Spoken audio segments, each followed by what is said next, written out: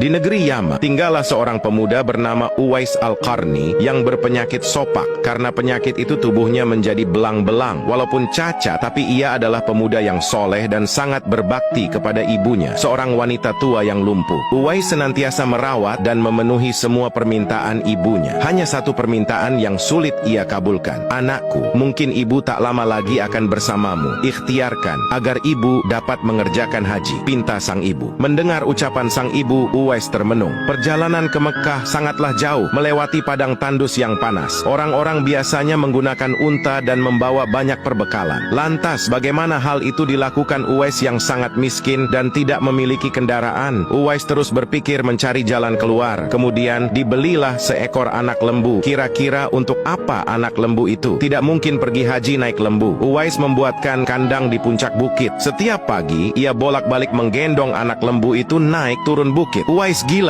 gila, kata orang-orang yang melihat tingkah laku Uwais. Ya, banyak orang yang menganggap aneh apa yang dilakukannya tersebut. Tak pernah ada hari yang terlewatkan ia menggendong lembu naik turun bukit. Makin hari anak lembu itu makin besar, dan makin besar pula tenaga yang diperlukan Uwais. Tetapi karena latihan tiap hari, anak lembu yang membesar itu tak terasa lagi. Setelah 8 bulan berlalu, sampailah pada musim haji. Lembu Uwais telah mencapai 100 kilogram. Begitu juga otot Uwais yang makin kuat. Ia menjadi bertenaga untuk mengangkat barang. Tahukah sekarang orang-orang apa maksud Uwais menggendong lembu setiap hari? Ternyata ia sedang latihan untuk menggendong ibunya. Uwais menggendong ibunya berjalan kaki dari Yaman ke Mekah. Subhanallah, alangkah besar cinta Uwais pada ibunya itu. Ia rela menempuh perjalanan jauh dan sulit demi memenuhi keinginan ibunya. Uwais berjalan tegap menggendong ibunya wukuf di Ka'bah. Ibunya terharu dan bercucuran air mata karena telah melihat Baitullah. Di hadapan Ka'bah, ibu dan anak itu berdoa,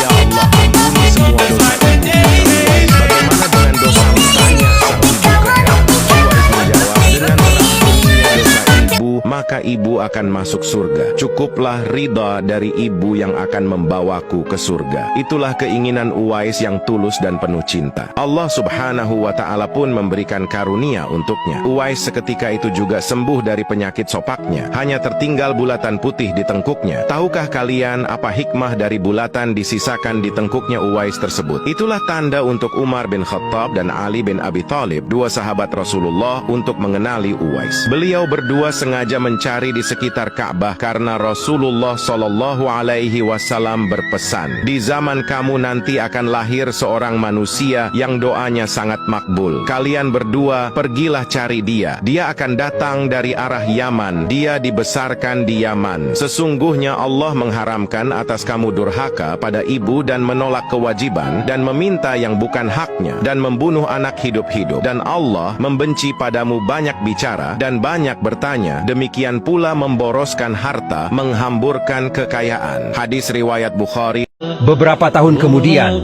Uwais meninggal dunia. Anehnya, proses pemakamannya dihadiri oleh ribuan orang memakai jubah warna putih yang berebut untuk merawat jenazahnya. Para penduduk kota Yaman tercengang. Orang-orang yang mendatangi pemakaman Uwais bukanlah orang yang mereka kenal.